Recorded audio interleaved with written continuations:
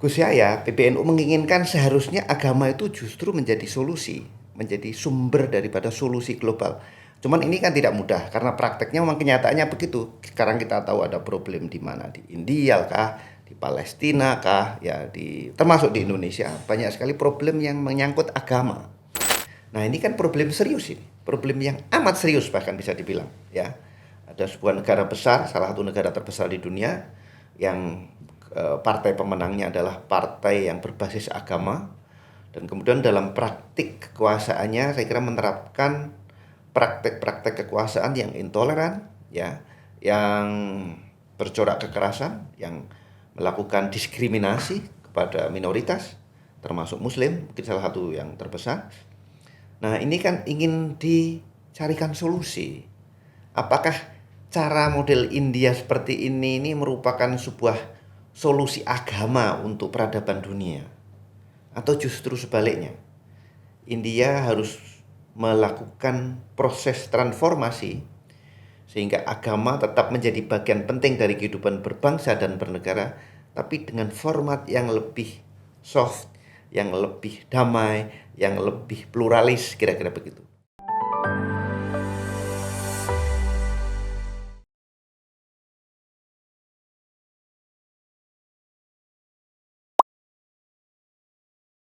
Assalamualaikum warahmatullahi wabarakatuh.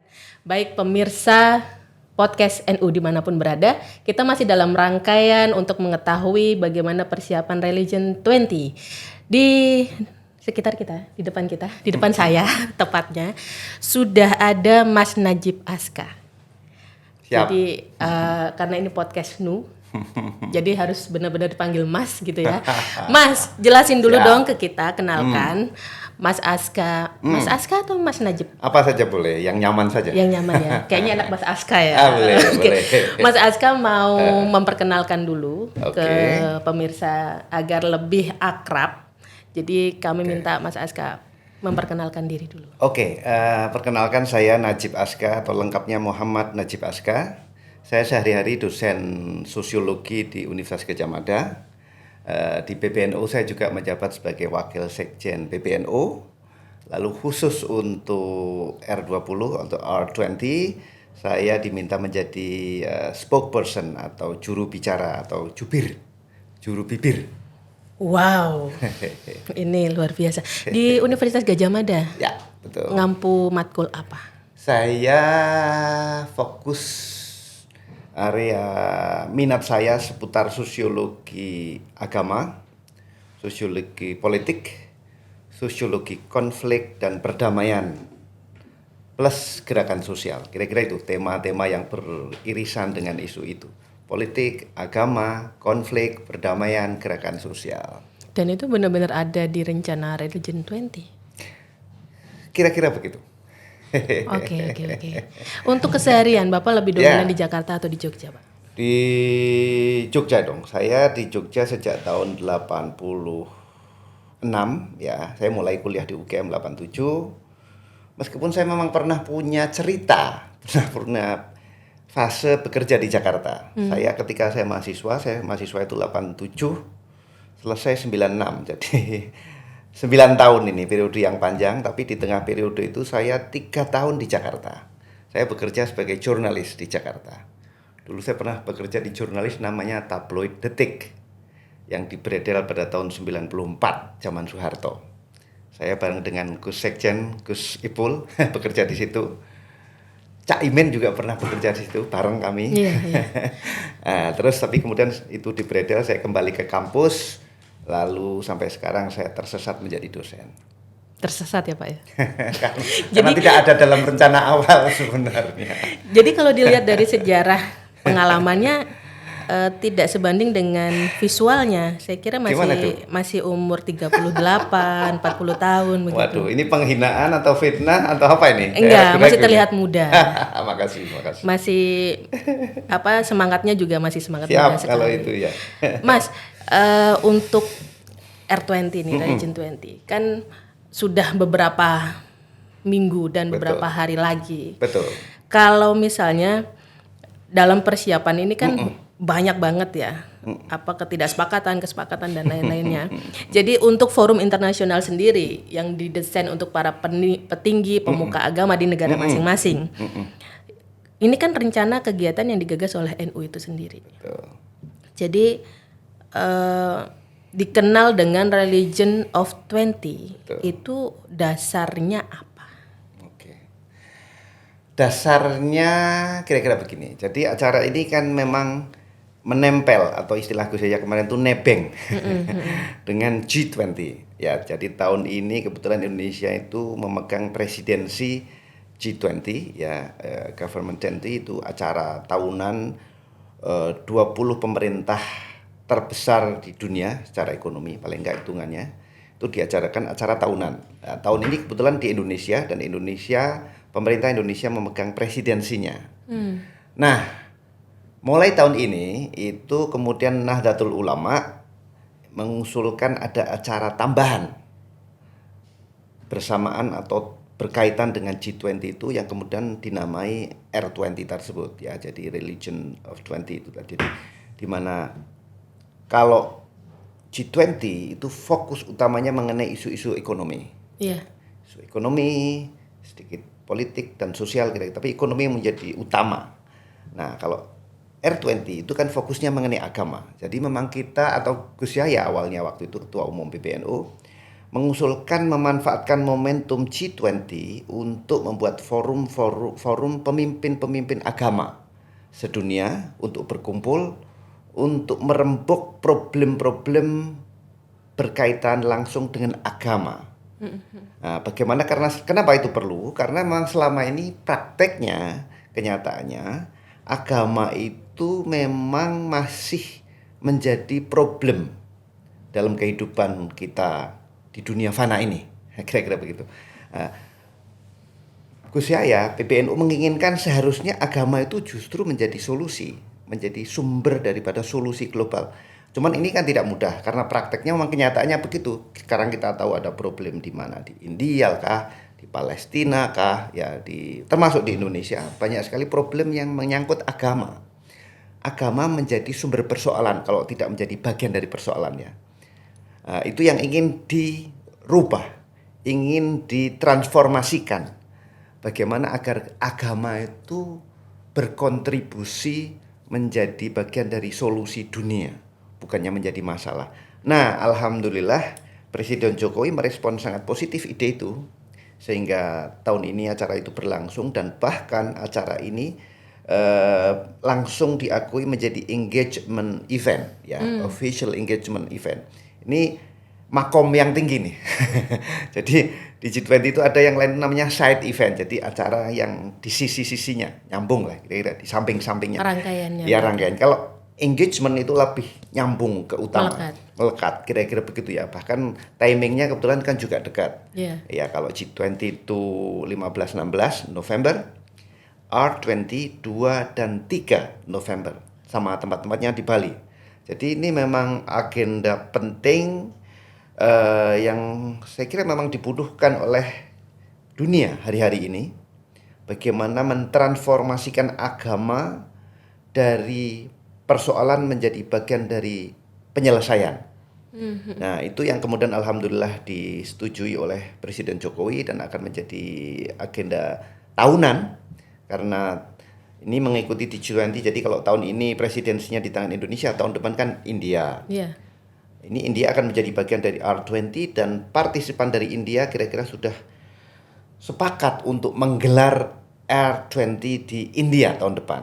Nah, harapannya ini memang akan menjadi agenda tahunan, melekat dengan G20 dan akan menjadi bagian dari bagaimana agama berkontribusi dalam transformasi global membangun perdamaian. Kira-kira gitu. Mas Aska, jadi kalau Religion 20 ini diinisiatori oleh NU, Indonesia sebagai tuan rumah, apakah kemudian R20 ini akan menjadi organisasi yang kemudian ada pemilihan chairman-nya, menjadi organisasi yang berjangka misalnya per 4 tahun mengalami pemilihan?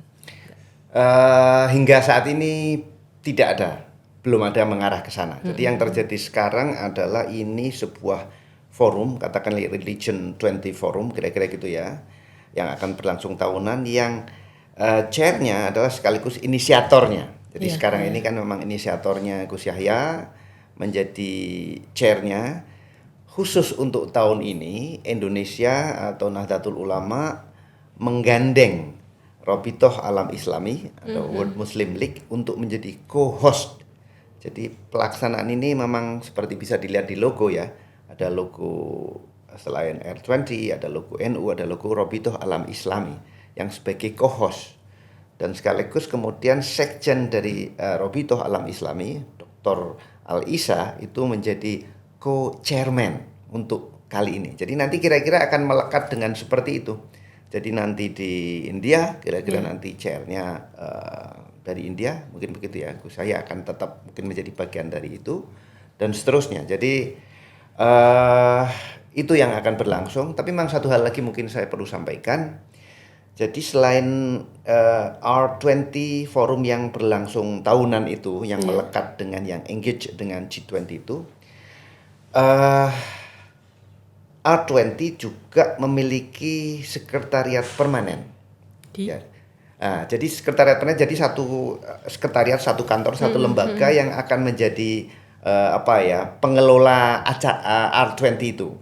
Ini lembaganya namanya CSCV, Center for Shared Civilizational Values. Ini sebuah organisasi yang didirikan oleh Gus Mus, Kiai Haji Ahmad Mustafa Bisri, yang didirikan di Amerika, di North Carolina, di Amerika Serikat. Nah, ini nanti yang akan menjadi sekretariat permanen. Jadi memang ini CSCV lembaga yang berdiri kira-kira tahun 2021, memiliki banyak tokoh pemikir, banyak tokoh aktivis perdamaian kira-kira begitu yang ada di sana. Yang itu nanti akan menjadi sekretariat permanen dari R20, Mbak. Jadi meskipun pelaksanaannya berpindah-pindah, kira-kira begitu ya. Sekretariatnya tetap itu. Dan sekretariat itu ownership-nya tetap Indonesia. Karena Gus Mus lah sebagai pendirinya, meskipun tentu saja itu organisasi terbuka, melibatkan banyak tokoh pemikir dari berbagai agama. Berarti sebenarnya banyak peluang juga untuk orang Indonesia menjadi bagian dari sekretariat. Oh, sangat. Begitu, sangat terbuka. Jadi memang saya kira itu yang ownership-nya, artinya gagasannya memang dimulai dari tanah air Nusantara ini, tapi kemudian demi pertimbangan kemudahan hal-hal tertentu yang bercorak global, misalnya karena ada UN di sana kan begitu ya, ada macam-macam sehingga kantor itu didirikan di sana, dan kemudian ini akan menjadi permanent secretariat dari R20. Mas Aska, kalau misalnya G20 itu kan berbicara tentang ekonomi, konflik global, dan pembangunan negeri. Apa korelasinya dari Religion 20 dengan yang pembahasannya hampir sama dengan G20? Yang mana ini? R20 korelasi dengan pembahasan yang hampir sama dengan G20. Karena kan G20 ini juga membahas persoalan pembangunan, kerjasama, ekonomi. Dan Religion 20 juga di acara nanti akan membahas itu. Religion 20 tidak akan banyak membahas mengenai pembangunan. Jadi ini bedanya saya kira dengan IF20. Kira-kira begitu ya. Jadi selama ini di G20 itu ada side event namanya IF20, Interfaith 20. Jadi ini juga melibatkan para tokoh, aktivis antar agama, kira-kira begitu ya, yang membicarakan isu-isu kira-kira pembangunan yang terkait dengan agama, atau bagaimana agama berkontribusi pada pembangunan, atau lebih spesifik lagi bagaimana agama kira-kira berkontribusi pada pencapaian SDGs, ya, Sustainable Development Goals, yang itu menjadi konsensus global paling nggak sampai tahun 2030 kalau saya nggak salah ya. Nah, R20 ini yang menariknya justru memang tidak membahas isu-isu yang terkait dengan pembangunan SDGs tadi. Jadi isu yang dibahas oleh R20 adalah memang isu-isu yang menyangkut hubungan antar agama. Salah satu topik yang akan dibahas dalam R20 misalnya adalah topiknya mengenai yang disebut sebagai historical grievances atau kepedihan sejarah, truth telling, pengungkapan kebenaran, and then rekonsiliasi, perdamaian, kerukunan, plus yang terakhir adalah forgiveness, pengampunan. Jadi seperti kita tahu kan memang hubungan antar agama itu sepanjang sejarahnya itu kan memang menyisakan banyak luka-luka. Ada satu agama datang, agama baru datang berperang. Agama yang lama mungkin kalah, ini datang lagi perang lagi. Jadi ada akumulasi sejarah mengenai konflik dan kekerasan dalam sejarah yang kemudian menyisakan luka-luka, trauma sejarah. Nah ini memang harus diakui pernah terjadi dan banyak terjadi dan bahkan sampai hari ini. Problem di India misalnya, itu kan gara-gara orang-orang India, Hindu yang sekarang mayoritas itu merasa dulu dalam periode tertentu banyak sekali artefak-artefak Hindu yang dihancurkan oleh Muslim ketika Muslim datang. Iya. Jadi ketika Muslim datang berkuasa, maka banyak candi, banyak tempat beribadah macam-macam yang kemudian digusur atau dihilangkan. Dibangunlah tempat beribadat umat Muslim dan macam-macam. Nah ini kan terjadi tidak hanya antara Muslim dan Hindu. Iya, betul. Tidak terjadi hanya di India. Terjadi di banyak sekali tempat. Ada peristiwa semacam ini. Peristiwa yang disebut sebagai historical grievances itu. Kepedihan sejarah, luka sejarah. Ini kan harus diselesaikan, harus diungkapkan. Jadi fasenya adalah menyelesaikannya adalah satu truth telling dulu, harus diungkapkan terbuka dulu kebenarannya. Nah, pernah terjadi memang masalah antar agama itu nyata. Itu bukan mitos. Itu bukan mimpi. Itu fakta. Itu harus diakui. Tapi setelah diakui kemudian apakah kita akan setelah diakui benar ada masalah, lalu apakah kita akan lanjutkan peperangan lagi atau tidak? Kan begitu.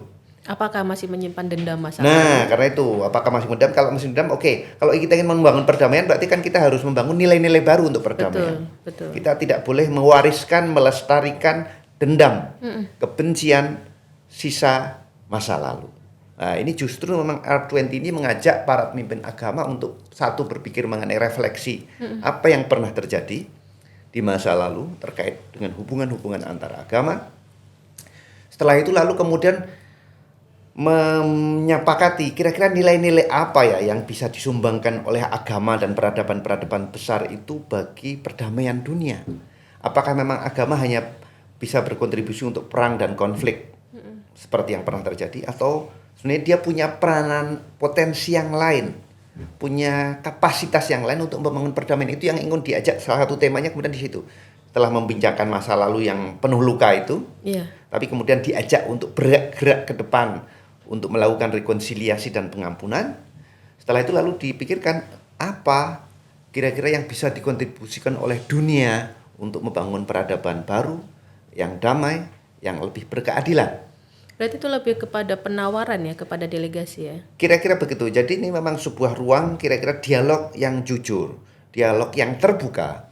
Selama ini sebagian besar forum-forum dialog antar agama itu lebih banyak mendiskusikan hal-hal manis dalam hubungan antar agama, bahwa kita bisa ini, bisa itu. Ya itu saja, itu bagus ya. Tapi kita harus mulai dari refleksi jujur dulu. Betul. Bahwa memang ada masalah di masa lalu dan bahkan hari ini. Kira-kira gitu ya. Memang ada masalah. Kenapa apa masalah itu terjadi? Lalu kita bongkar bersama, kita buka bersama-sama, kita lihat secara jujur apa problemnya dan bagaimana menyelesaikan problem ini. Setelah kita tahu problem nyatanya, penyakitnya apa, kan baru ketahuan obatnya. Iya. Kalau kita menolak diperiksa penyakitnya apa, nggak pernah ketahuan ini. Sebenarnya ini pilek misalnya gitu, atau kanker tenggorokan atau apa. Nah, itu yang kemudian harus dilakukan. Jadi forum R20 itu memang forum dialog antar agama untuk berani secara jujur mengakui banyak hal-hal yang pernah dikontribusikan oleh agama bagi peradaban ini secara negatif di masa lalu dan bahkan hari ini. Dan tawarannya adalah bagaimana kita tema R20 kan revealing and nurturing religion as a source of global solution. Betul. Jadi menyingkap, revealing and nurturing, merawat kita itu agama sebagai sumber solusi persoalan-persoalan global. Jadi ini yang ingin ditawarkan oleh R20, yang harapannya itu akan melengkapi agenda G20, yang G20 lebih fokusnya ke ekonomi kan. Bagaimana misalnya kan 3 agenda besar Indonesia ini kan, satu soal arsitektur kesehatan kan begitu ya. 2 transformasi digital, yang ketiga soal saya lupa. ekonomi kreatif atau something like that. Kira-kira begitu. Ya, tapi agama tidak merupakan bagian penting dari topik yang diadres oleh G20. Tapi agama berpotensi untuk mengganggu. Kira-kira gitu ya. Agenda G20 itu kalau nggak diselesaikan. Tapi sekaligus agama juga sebenarnya berpotensi besar untuk mengakselerasi agenda-agenda ini. Betul. Nah, kira-kira itu. Justru itu yang ingin ditawarkan oleh R20, sehingga nanti juga salah satu pembicara dalam R20 itu Ketua Kadin Indonesia, ya, Pak Arsyad, ya. Itu nanti akan kira-kira berbicara bagaimana kira-kira agama itu juga bisa menjadi inspirasi bagi perekonomian, bagi gerakan bisnis. Bagaimana bisnis ini bisa menjadi sekaligus perwujudan dari nilai-nilai keagamaan. Kira-kira begitu, Mbak. Baik. Mas Najib Aska, kita boleh seruput kopi sebentar. Mantap. Ini percakapan yang luar biasa. Siap. Mas, kalau misalnya negara-negara yang berkonflik terkait agama, religion, itu kan nampak ya isu-isu di dunia ini. Mereka menjadi peserta juga di Religion 20. Ya. Diundang sebagai peserta atau pembicara. Macam-macam, ada yang peserta, ada yang pembicara. Ya, dari India misalnya, ya, salah satu negara yang saat ini saya kira sedang menjadi perhatian global. Karena di India yang sekarang berkuasa itu kan partai BJP yang basis ideologinya kira-kira adalah Hindutva, mengenai kebangkitan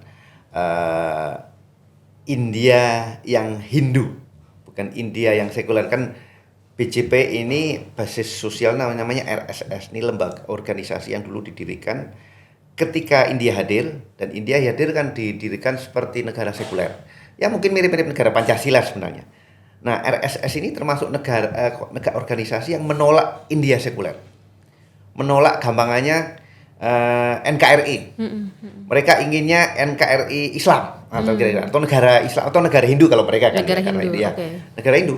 Tapi kebetulan karena proses yang panjang, partai-partai sekuler ini lemah, dan sekarang justru partai yang menolak ideologi India sekuler ini, kira-kira begitu ya, itu kemudian berhasil menjadi penguasa.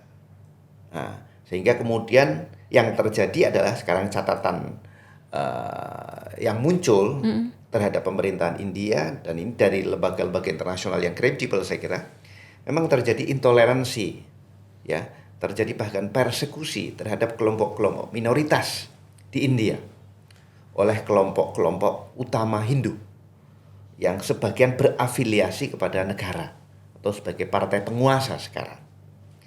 Nah, ini kan problem serius ini, problem yang amat serius bahkan bisa dibilang, ya. Ada sebuah negara besar, salah satu negara terbesar di dunia yang partai pemenangnya adalah partai yang berbasis agama.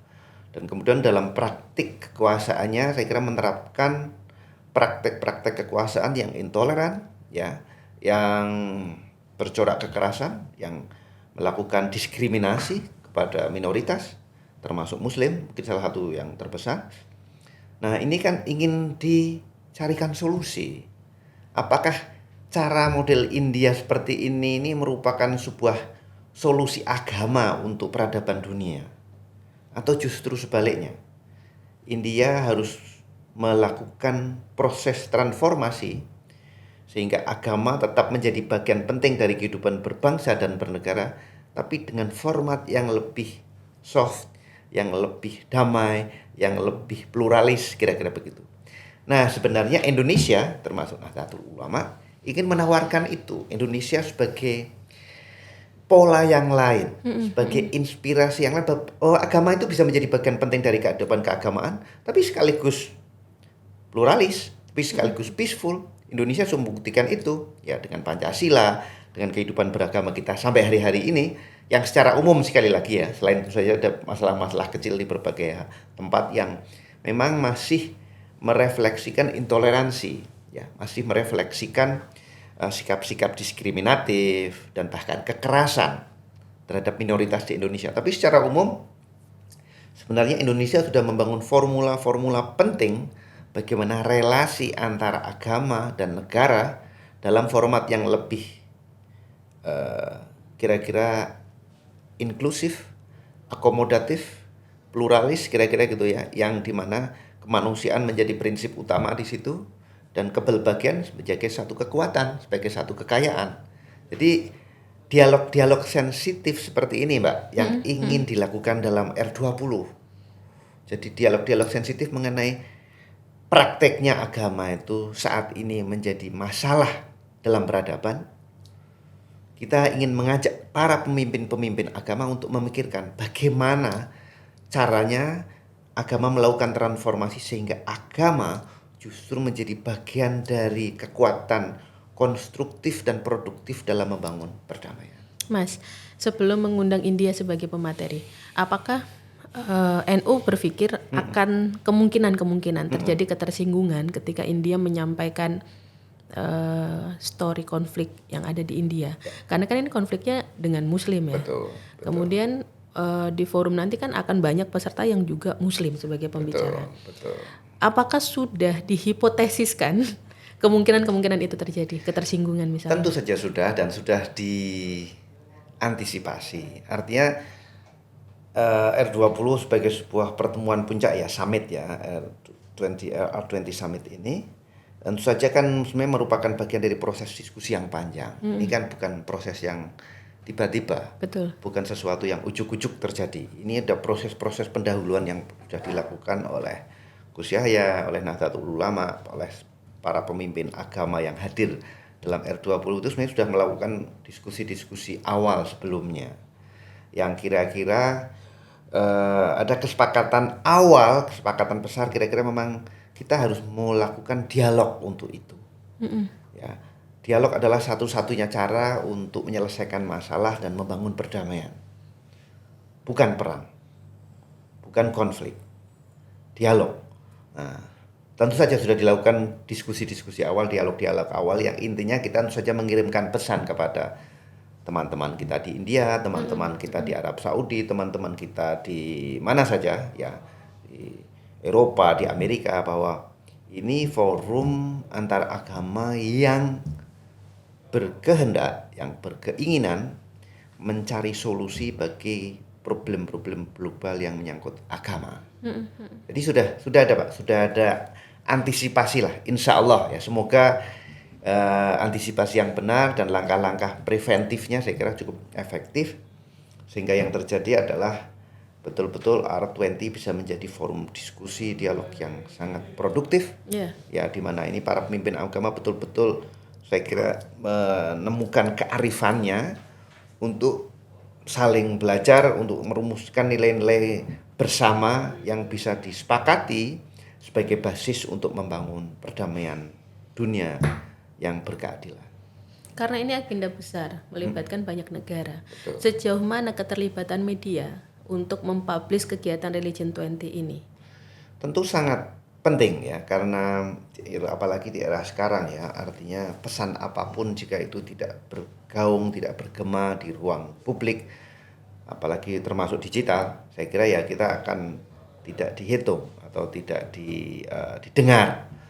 Dari awal R20 saya kira sudah sadar dengan hal itu dan melibatkan media sebagai bagian penting dari kegiatan ini, baik itu media di Indonesia maupun media asing. Ya, kita juga punya forum-forum katakanlah media-media jurnalis-jurnalis asing yang kita akan libatkan dalam forum ini. Juga ada tim media kan, karena kita memang co-host antara PBNU dengan Rabithah Alam Islami. Rabithah Alam Islami juga punya network media yang sangat luas, yang bagus juga, baik itu di negara-negara Arab maupun negara-negara Barat. Jadi ini kita kolaborasi, kita merger antara potensi dan kapasitas yang dimiliki oleh PBNU selama ini dengan Rabithah Alam Islami. Tentu saja kita melibatkan teman-teman kita, para jurnalis, para macam-macam, termasuk para influencer, kira-kira gitu kalau sekarang ya. Para influencer kita libatkan untuk bagaimana ini menggemakan pesan damai yang ingin digaungkan dari Bali dalam acara R20, dalam acara R20. Harapannya pesan damai ini betul-betul bergema amat sangat kuat sehingga memiliki resonansi global yang tinggi, sehingga ini akan didengar di India, akan didengar di Brazil, akan didengar di Amerika, akan terdengar di Arab Saudi dan macam-macam, sehingga ini betul-betul para pemimpin agama kemudian menyepakati bahwa kita memang perlu bersama-sama merumuskan kira-kira nilai-nilai agama yang bisa menjadi potensi untuk membangun perdamaian global. Baik, Mas Najib Aska, setelah obrolan terkait Religion 20, tentunya kan masyarakat Indonesia juga pasti butuh kalimat pemantik dari jenengan. Bisa dong disampaikan kepada pemirsa podcast NU, apa kalimat pemantik ini agar generasi muda ke depannya juga memahami tentang perbedaan dan keberagaman dalam beragama itu sendiri. Satu, bahwa keberagaman dalam agama, dalam keberagamaan itu sesuatu yang niscaya. Ini sesuatu yang alamiah terjadi. Dalam Al-Quran sendiri sudah disebutkan kalau tuh Allah mau ingin menjadikan umat ini hanya satu, bisa saja gak ada masalah, itu gampang banget untuk bagi Gusti Allah untuk menciptakan suatu agama aja, mau ngapain. Tapi memang ini menjadi kepelbagian itu merupakan memang sunatullah, ya, kenyataan alam yang merupakan memang takdir Allah. Nah, cuman bagaimana kan kita mengelola sunatullah ini menjadi satu kekuatan, ya. Ini kan kita ditakdirkan untuk berbeda-beda, untuk bineka, untuk berbagai-bagai. Kita tidak pernah ditakdirkan untuk berperang. Perang atau perdamaian itu pilihan manusia. Kita yang memilih. Kira-kira begitu. Nah, pilihan yang ingin ditawarkan melalui R20 adalah pilihan perdamaian, pilihan dialog. Kita menyelesaikan problem yang terjadi antara agama karena perbedaan keyakinan, kira-kira begitu ya. Ada yang Muslim, ada yang Hindu, ada yang Buddha, ada yang Kristen, Katolik, Yahudi, macam-macam itu sunatullah. Tapi itu tidak meniscaya menjadi sumber konflik dan peperangan. Kepelbagian ini bisa menjadi sumber keindahan seperti warna-warni yang bagus, kira-kira itu. Semakin warna-warni, kemungkinan tercapainya konfigurasi keindahan lebih tinggi dibandingkan monokrom, misalnya gitu ya. Jadi ini yang terjadi, dan saya kira ini pesan yang ingin digaungkan oleh R20, oleh R20 adalah agama, keberagaman dalam kehidupan keagamaan merupakan keniscayaan. Tapi kita memilih keberagaman ini sebagai awal, sebagai senjata untuk membangun perdamaian yang berkeadilan dalam kehidupan bersama di dunia ini. Saya kira itu. Baik. Kalau begitu di akhir ini saya manggilnya Gus ya. Gus ya. Muhammad Najib Aska. Harapan terbesar dari jenengan secara pribadi untuk masyarakat NU. Terlebih khusus untuk kaum Nahdliyin. Bagaimana? Jadi begini, sebenarnya untuk agenda 1 abad NU yang sekarang sedang dijalankan ini kan R20 hanya menjadi salah satu saja dari agenda penting yang ingin dilakukan, yang sedang dilakukan. Sebenarnya ada agenda lain yang tandem, menurut saya sangat dekat sekali dengan R20, itu adalah agenda yang namanya Halaqah dan Muktamar Fikih Hadharah atau Fikih Peradaban. Itu kan sudah dimulai dari 1 bulan yang lalu, kira-kira 1-2 bulan yang lalu sudah dilakukan halaqah di berbagai tempat, yang nanti puncaknya adalah pada bulan Februari ya, menjelang resepsi akbar 1 abad NU dalam penanggalan Hijriah, itu yang rencananya yang akan jatuh pada tanggal 17 atau 14 Rajab ya, bulan Rajab. Itu sebenarnya nyambung, Mbak. Jadi kalau R20 adalah upaya membangun dialog antar agama untuk mentransformasikan agama sebagai sumber inspirasi, sumber kekuatan perdamaian, maka fikih halaqah dan fikih hadharah ini, fikih peradaban ini sungguhnya adalah upaya ke dalam di kalangan umat Islam, para ulama NU. Jadi kan yang sekarang terjadi itu kan halakoh di tingkat lokal ya. Iya. 250 titik yang direncanakan itu di banyak tempat. Jadi amat sangat banyak ini di seluruh Indonesia itu 250 titik akan dilakukan halakoh fikih peradaban, fikih hadharah. Yang kulminasinya adalah puncaknya adalah Muktamar Internasional Fikih Hadharah, ya, fikih peradaban. Yang itu kira-kira kurang lebih adalah ajakan kepada semua para ulama, baik itu ulama kita, ulama Indonesia, ulama Nahdlatul Ulama maupun juga bahkan ulama global. Karena Muktamar Akbar, Muktamar Internasional Fikih Hadharah yang bulan Februari itu rencananya akan mengundang para ulama seluruh dunia. Seluruh dunia. Seluruh dunia. Berarti agendanya mirip-mirip dengan Religion 20 juga. Tapi lebih internal agama kan. Jadi ini kan I see. internal Islam, jadi fikih. Iya. Jadi yang ingin didiskusikan adalah bagaimana rekontekstualisasi fikih dalam peradaban yang berubah. Kira-kira gitu. Tema fikih hadharah. Kenapa?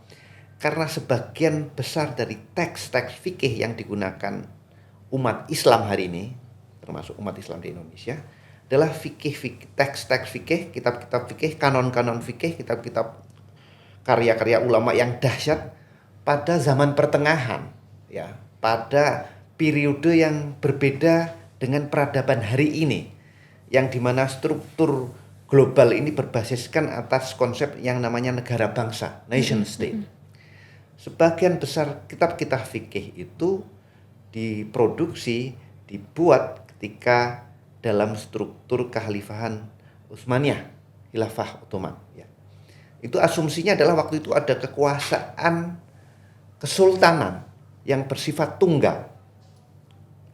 Di mana semua kitab fikih kemudian berdasarkan atas konstruksi ekonomi politik yang seperti itu. Misalnya konsep kewargaan pada zaman Khilafah Utsmaniyah, itu warga itu siapa? Warga itu yang beragama Islam. Ya. Lalu selain itu tapi ada kategori namanya kafir, kan kira-kira begitu. Kafir ada dua dalam kategori, kafir dhimmi dan kafir harbi. Ya. Kafir dhimmi itu apa? Kafir yang loyal, yang tunduk, yang membayar pajak. Kafir harbi adalah yang tidak mau tunduk, tidak mau membayar pajak, kemudian yang berhak diperangi, yang boleh diperangi, yang halal darahnya, kira-kira gitu dalam konstruksi waktu itu. Tapi sekarang misalnya Indonesia dan hampir semua, sebagian besar lah, meskipun tidak semua ya, sebagian masih ada yang konstruksinya tetap konstruksi kesultanan ya, mungkin seperti di Arab Saudi dan beberapa tempat yang lain. Kan seperti negara bangsa ini, di mana negara bangsa itu basis kewargaan negaranya adalah siapa saja yang warga Indonesia, baik Muslim, Katolik, Hindu, Buddha, semuanya sama. Jadi ini fikih hadharah itu adalah sebuah ajakan, sebuah upaya, sebuah ikhtiar untuk mengajak para ulama Indonesia maupun para ulama dunia untuk melakukan rekontekstualisasi terhadap teks-teks kitab-kitab fikih yang diproduksi dalam konteks ekonomi politik, dalam konteks peradaban yang berbeda. Dalam peradaban yang baru kira-kira seperti apa revisi atau modifikasi yang harus dilakukan agar agama, agar Islam menjadi relevan untuk dunia, untuk peradaban. Jadi kira-kira itu Pak. Jadi kalau R20 itu forumnya antar agama, semua pemimpin agama diundang. Kalau fikih hadharah, kalau fikih hadharah hanya para ulama Islam yang diundang, baik itu ulama di Indonesia maupun bahkan ulama global. Salah satu yang sudah memberikan komitmen setahu saya, Grand Sheikh Al-Azhar, ya itu salah satu ulama yang saya kira sangat dihormati di dunia, akan hadir dalam Muktamar Akbar ya, atau Muktamar Internasional Fikih Hadharah pada bulan Februari tahun depan. Jadi ini dua agenda yang tandem, iya, yang betul, saling melengkapi ya, betul, seperti dua sisi. Kita bicara keluar, tapi juga nggak hanya ngomongin keluar kan gitu ya, nggak hanya, kita juga ke dalam melakukan upaya yang serius, yang sungguh-sungguh untuk memang agar agama itu menjadi bagian dari perdamaian. Ya agama itu memang harus direkontekstualisasi, harus direfleksikan ulang dalam konteks problem yang baru. Ya kita tahu sebagian besar dari teks-teks keagamaan diproduksi mungkin ada yang 1000 tahun yang lalu, kira-kira gitu ya, ada yang 800 tahun yang lalu, yang konteks ekonomi politik, yang konteks peradabannya sama sekali berbeda. Kalau G20 dan R20 di Bali, apakah untuk kegiatan Februari 2023 akan di Bali atau di tempat yang lain? Bocoran sedikit nih, terkait tempat aja dulu. Tempat ya, Iya. yang mengenai fikih peradaban Iya. ya. Fikih peradaban mungkin antara Jakarta atau di Surabaya. Surabaya. Ya, karena itu nanti nyambung dengan festival dan resepsi akbar 1 abad NU, Mbak. Jadi itu kita rencananya bikin acara besar, ya ada rangkaian festival. Jadi yang kemudian kita teman-teman diskusi kemarin di panitia 1 abad ini acara adalah bukan show of force-nya NU. Ini show of beauty-nya NU. Jadi bukan unjuk kekuatan, ini kita nggak ingin menunjukkan kekuatan, nggak ada. Kita ingin unjuk keindahan dari Nahdlatul Ulama dalam sejarahnya yang panjang dan kontribusinya hari ini. Jadi ingin didisplay kepada publik keindahan-keindahan yang dimiliki oleh Nahdlatul Ulama, keindahan-keindahan yang dimiliki oleh umat Islam di Indonesia, bagaimana agama itu bisa menjadi bagian yang harmonis dari kehidupan plural ini, di mana berbagai agama. Nanti harapan kita yang ikut berpesta bukan hanya kaum Nahdliyin, termasuk teman-teman beragama lain yang ikut berbahagia dengan kehadiran Nahdlatul Ulama akan ikut merayakan, akan membuat pesta, akan buat perayaan, sehingga festival 1 abad NU itu festival keberagaman Indonesia yang itu sudah tercermin selama 1 abad perjalanannya dan akan menandai abad kedua dari Nahdlatul Ulama. Baik, Gus, sepertinya kita sudah berada di penghujung waktu. Sebenarnya masih banyak hal yang ingin diperbincangkan, tapi ini menjadi penasaran tindak lanjut pemirsa podcast NU. Saya menyampaikan terima kasih banyak, Gus, sudah membersamai podcast NU pada hari ini. Mohon maaf atas segala macam pertanyaan yang tidak berkenan. Terima kasih. Baik, saya sampaikan dulu kepada pemirsa podcast NU. Terus nantikan percakapan-percakapan dan perbincangan kami ini membahas terkait persiapan Religion 20 tentunya yang akan dilaksanakan di Bali.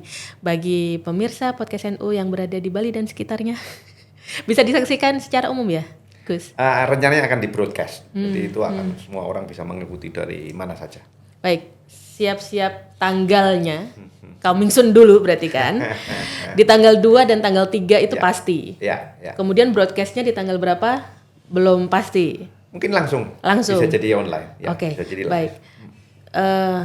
Ditunggu dan disaksikan. Siap. Sekian dari saya, Leni Rodia, dari anggota Badan Pengembangan Jaringan Internasional dan host podcast NU, mengucapkan terima kasih. Wallahu muwaffiq li aqwamit thoriq. Assalamualaikum warahmatullahi wabarakatuh. Waalaikumsalam warahmatullahi wabarakatuh.